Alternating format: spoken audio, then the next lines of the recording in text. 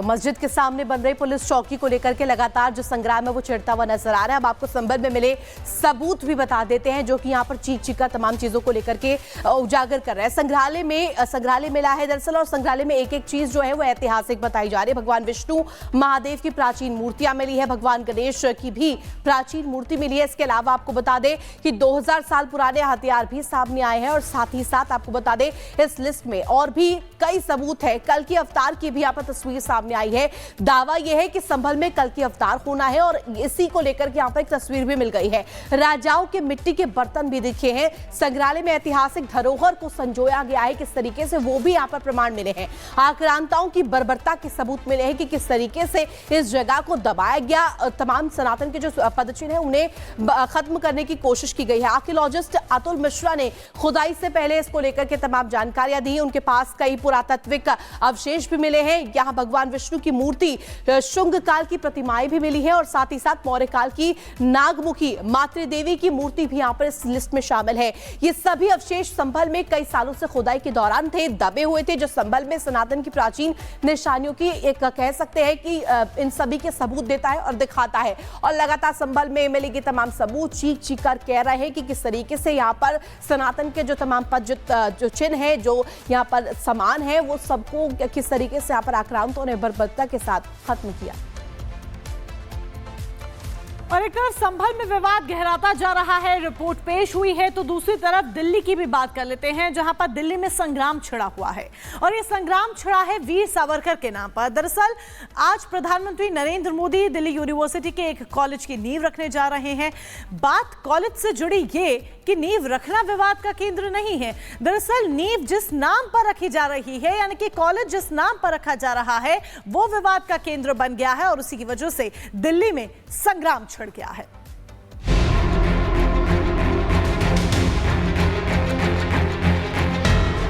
दिल्ली के सियासी दंगल में अब सावरकर के नाम पर भी घमासान शुरू हो गया है। दरअसल पीएम मोदी आज दिल्ली विश्वविद्यालय के वीर सावरकर कॉलेज की आधारशिला रखेंगे, जिसे लेकर आम आदमी पार्टी और कांग्रेस एक बार फिर बीजेपी पर हमलावर हो गई है। करने दीजिए, कॉलेज का उद्घाटन कर रहे हैं तो करने दीजिए। विपक्षियों को जवाब देने के लिए बीजेपी ने भी मोर्चा संभाल लिया।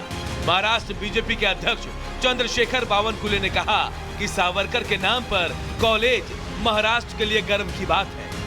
स्वतंत्रवीर सावरकर जी के नाम पर मोदी जी ने जिस प्रकार से आपने कहा संस्थाओं का नाम देना, केंद्र सरकार की योजनाओं का नाम देना, इस प्रकार से मोदी जी ने पहल की है, ये महाराष्ट्र के लिए और देश के लिए बहुत बड़ी बात है। मैं महाराष्ट्र जनता की ओर से मोदी जी का आभार व्यक्त करता हूँ।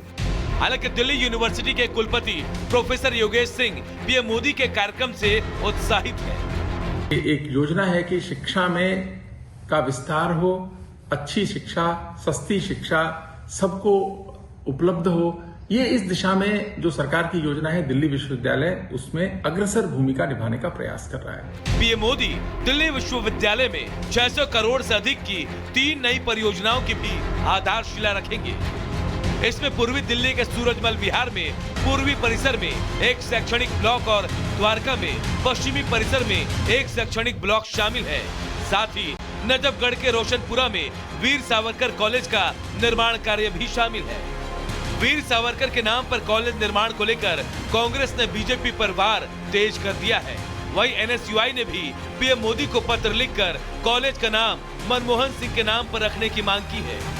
मनमोहन सिंह जी क्वालिफाइड आदमी, अर्थव्यवस्था को हमारे पटरी पर लाने वाले व्यक्ति, एक इंटेलेक्चुअल और ग्लोबल, बिल्कुल सही सुझाव है कि वीर सावरकर के नाम पर न हो करके मनमोहन सिंह जी के नाम पर होना चाहिए। मनमोहन सिंह जी कोई देश के साथ गद्दारी नहीं किया था, कोई माफ़ी नहीं मांगा था। डॉक्टर मनमोहन सिंह दिल्ली यूनिवर्सिटी के वाइस चांसलर बनने वाले थे। उनका हक है कि उनके नाम पे यूनिवर्सिटी को रखा जाए। देखना होगा कि महाराष्ट्र के बाद अब सावरकर पर दिल्ली के चुनावी दंगल में आगे क्या असर होता है। Bureau report, Republic Bharat. तो वीर सावरकर के नाम पर दिल्ली में सियासत शुरू हो गई है और जेल से छूटने के बाद सावरकर ने क्या कुछ किया ये भी आप यहां पर जान लीजिए, क्योंकि सावरकर हिंदूवादी चेहरा है जिस पर विरोधी आग बबूला हो रहे हैं। ये सुनकर जिस तरीके से बीजेपी कहती नजर आ रही है, उसके बाद ये जानना समझना जरूरी है कि जेल से छूटने के बाद सावरकर ने क्या कुछ किया। रत्नागिरी में रत्नागिरी हिंदू महासभा बनाई, हिंदुत्व हु इज हिंदू नाम की किताब लिखी, हिंदुत्व को राजनीतिक विचारधारा बनाया, इस विचारधारा में बहुत लोगों को पिरोया, हिंदू संस्कृति के लिए वैचारिक आंदोलन चलाया, हिंदू धर्म से दूसरे धर्म में गए लोगों की वापसी करवाई, हिंदी को राष्ट्रभाषा बनाने के लिए प्रेरित किया वीर सावरकर ने। सामाजिक भेदभाव के खिलाफ आंदोलन भी वीर सावरकर ने ही चलाया कि किस तरीके से समाज में भेदभाव होता है, कभी धर्म के नाम पर तो कभी किसी और नाम पर तो कभी जात पात के नाम पर। ऐसे में इस भेदभाव को मिटाने का काम और उसके लिए आंदोलन चलाने का काम भी वीर सावरकर ने किया। और अब बात जम्मू कश्मीर की। जम्मू कश्मीर को धरती का स्वर्ग कहा जाता है और खास तौर पर बात कश्मीर की करें तो कश्मीर की खूबसूरती अपने आप में देखते ही बनती है। लेकिन क्या आपको पता है कि कश्मीर का नाम कैसे पड़ा? गृह मंत्री अमित शाह ने इसके बारे में जानकारी दी है और उनके बयान के बाद ये अटकलें लगने लगी कि क्या कश्मीर का नाम अब बदलने वाला है। आखिर क्यों? रिपोर्ट के जरिए आप देखिए।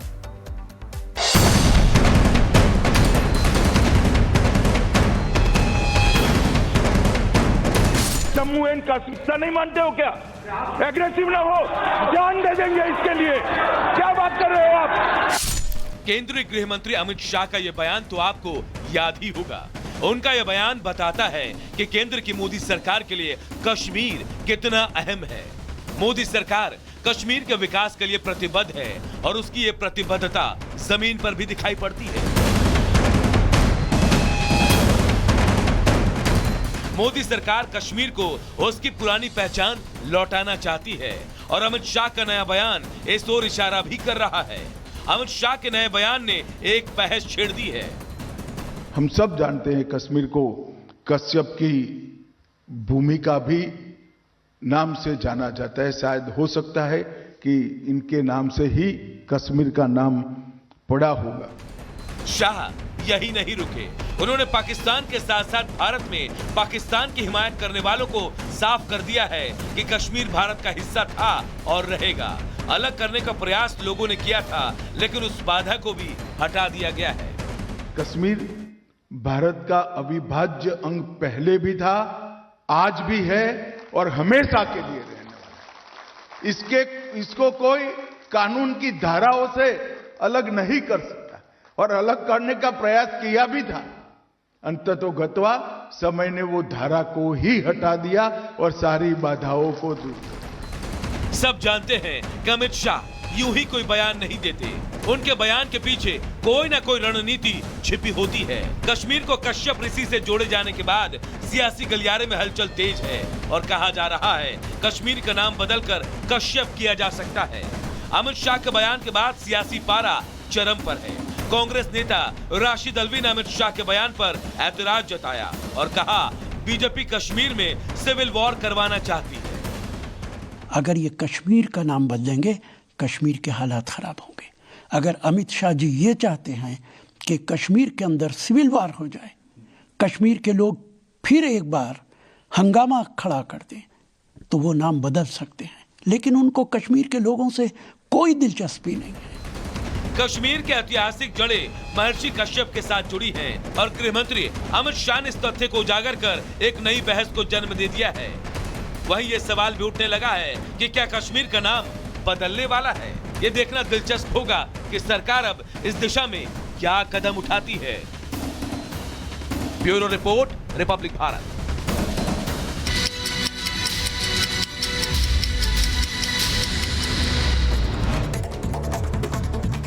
2 मिनट में भारत का रुख करते हैं। कोर्ट कमिश्नर ने दाखिल की संभल जामा मस्जिद की सर्वे रिपोर्ट, सीलबंद लिफाफे में पेश की गई रिपोर्ट। सर्वे रिपोर्ट पर सूत्रों में से बड़ा दावा हुआ। संभल की शाही जामा मस्जिद में सनातन प्रतीकों के प्रमाण मिलने की बात आई सामने। सूत्रों ने परिसर में कुआं होने की बात कही है। संभल में बन रही चौकी को वक्फ की प्रॉपर्टी बताने पर प्रशासन की दो टूक। कहा चौकी को वक्फ की प्रॉपर्टी बताया तो होगा केस, पुलिस ने दी चेतावनी। पटना के गांधी मैदान में प्रशांत किशोर का आमरण अनशन जारी। बीपीएससी परीक्षा रद्द करने की मांग है। 5 सूत्रीय मांगों को लेकर धरने पर बैठे। बीजेपी ने 29 राज्यों के लिए चुनाव अधिकारी नियुक्त किए हैं। पीयूष को यूपी की जिम्मेदारी मिली है। पीयूष गोयल को, खट्टर को बिहार और शिवराज सिंह चौहान को कर्नाटक